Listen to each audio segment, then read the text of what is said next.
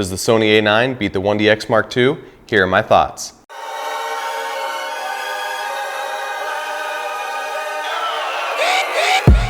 What is up, guys? Ross Thomas for the Brotographer.com, and I am super excited to just bring you my initial thoughts on the Sony A9 and the 70-200 G Master. So this is going to kind of be my initial thoughts and review. If you want to read a more in-depth review and see a lot more sample images that I took during this 2-week time period, head over to the Brotographer.com. I will link it in the description below, and you can check out that written review and download some of the raw files as well. So chances are you already know the specs of this camera. A million people have covered it, so I'm not going to go over that. What I am going to go over are the specs that I think make this camera a compelling choice over something like the 1DX Mark II, or if you're just a basic content creator like me.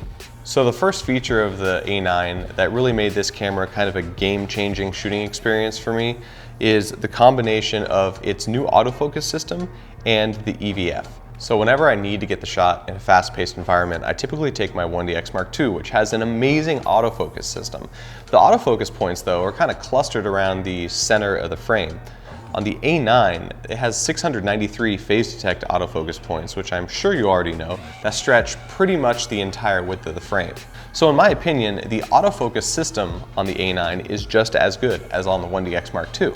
However, because of those 693 phase detect autofocus points stretch almost the entire width of the frame, you're able to focus on something all the way out here without having to focus and recompose.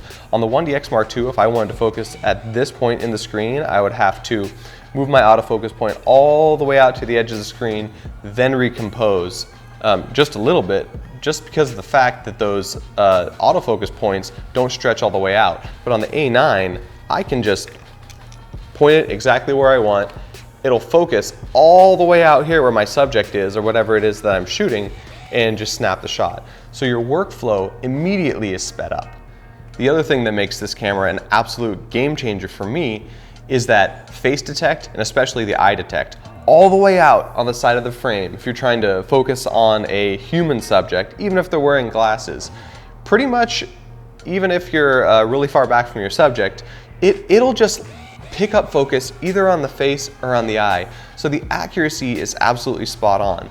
On my A7R II, it also has eye detect autofocus, but it doesn't work quite as well. But the eye detect autofocus on the A9 is amazing. It's something, if you're a Canon shooter, that you just simply don't understand. I would highly recommend renting one if you're considering getting the Sony system, just to see what that eye AF is all about.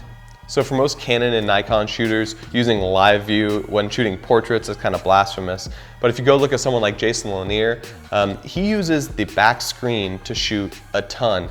And that is one of the other significant advantages of the A9.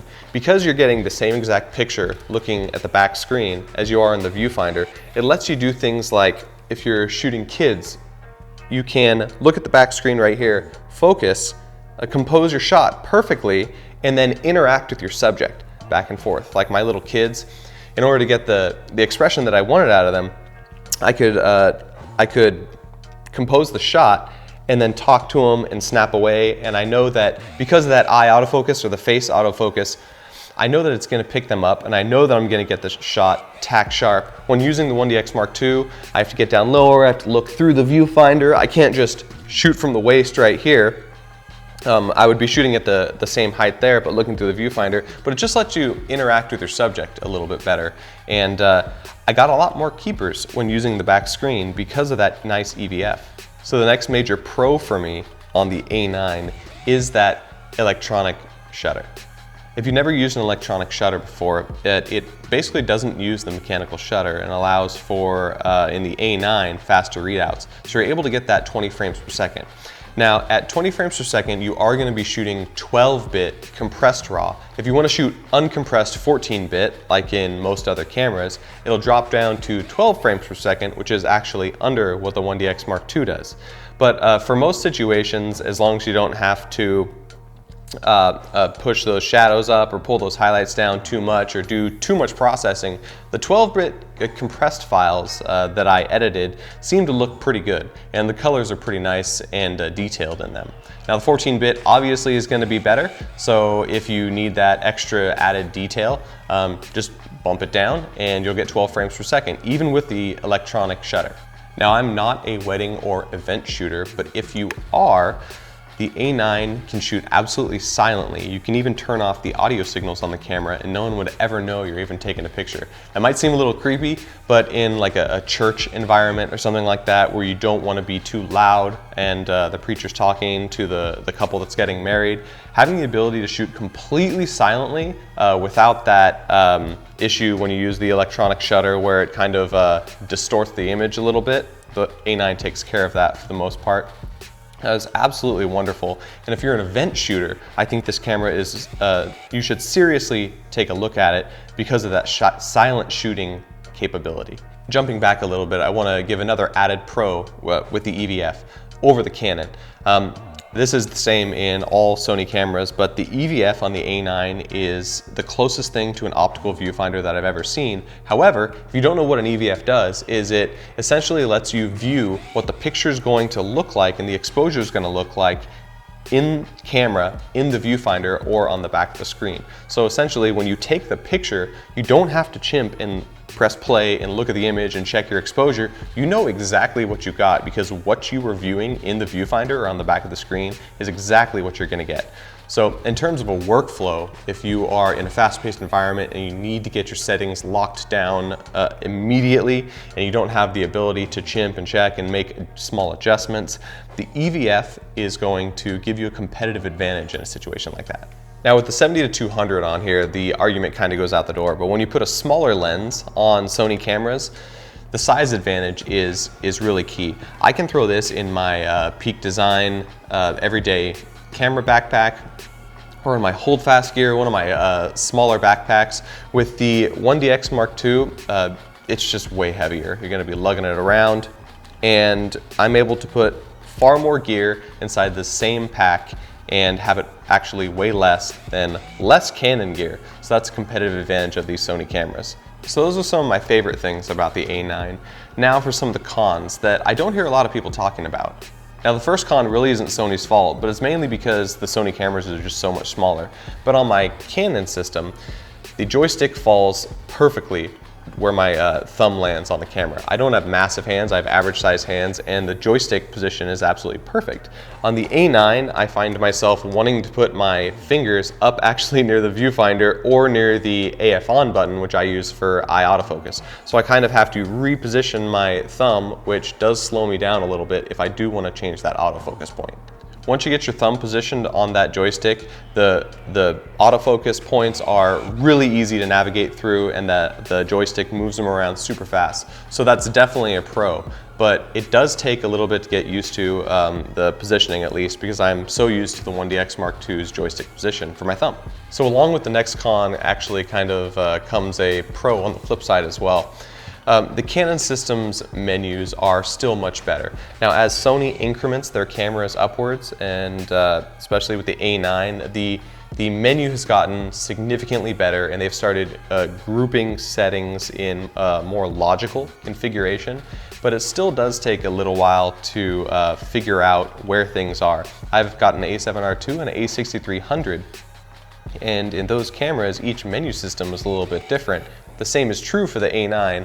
I wish that Sony would go with a menu system and then stick with it so that we can learn it and not have to relearn it on every single camera, and then when we swap between cameras, have to remember exactly where that setting was. It could be in group 1 over here, and it could be in group 3 over here.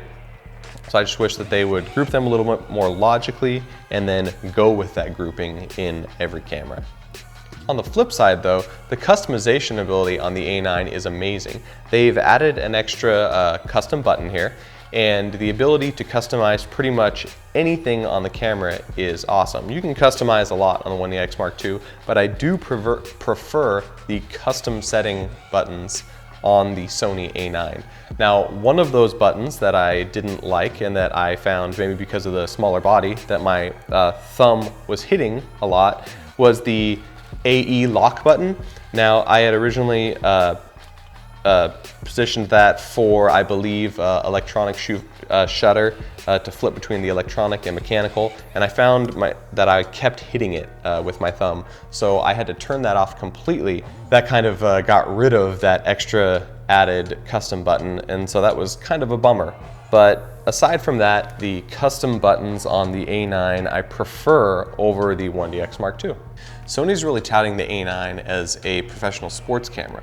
Now, while it's definitely the case, I think especially because the autofocusing capabilities and your ability to frame way out on the side of the frame with those 693 phase detect AF points, I don't think that it's going to be adopted until Sony comes out with more professional sports glass, like a 400 f2.8, 300 f2.8, lenses like that professional sports photographers actually need. They have come out with their 100 to 400, but it is a variable aperture lens. It is a G Master, so I expect the quality to be fantastic. And while I'm not a sports photographer, I don't see sports photographers who are professionals really switching over until they iron out some of the kinks with that more expensive, bigger, fast aperture prime telephoto lenses. But where I think the A9 is really going to shine is for wedding photographers, engagement photographers, portrait photographers. The eye autofocus on this camera is mind-blowing, and until you've used it, you really don't understand what I'm talking about. But yeah, Sony does have some shortcomings in their extremely long telephoto primes, but where they don't have shortcomings is in their G Master series. They have gone now from 16 millimeters all the way to 200 millimeters at f2.8. And for event, especially like wedding photographers, that range is absolutely perfect. I don't think wedding photographers need anything over 200 millimeters. So the current range of G Master lenses and even their budget FE lenses at a lower price are going to be a really good option for event photographers. My personal preference is the Zeiss Batis line because of its really cool, sleek design, it's really fast autofocus, and they're really sharp, and for the most part, I prefer primes, and that's a really good option for me.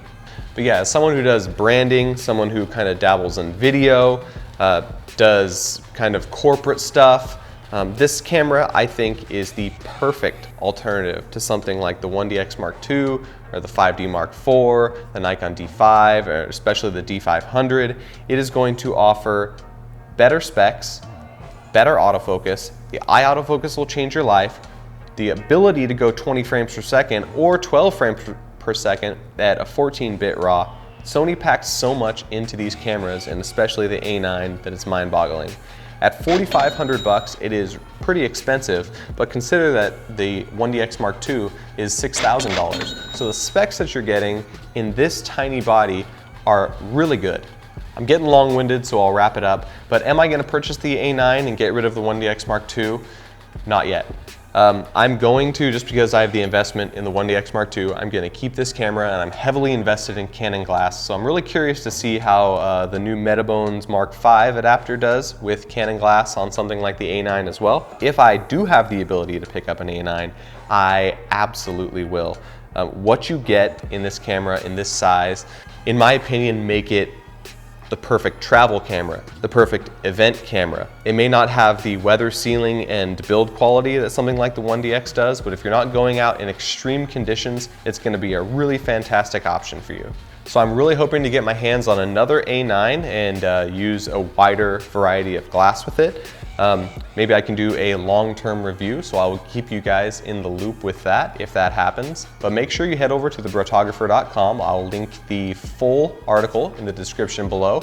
Make sure to subscribe to the channel and hit that little bell so you get the notifications.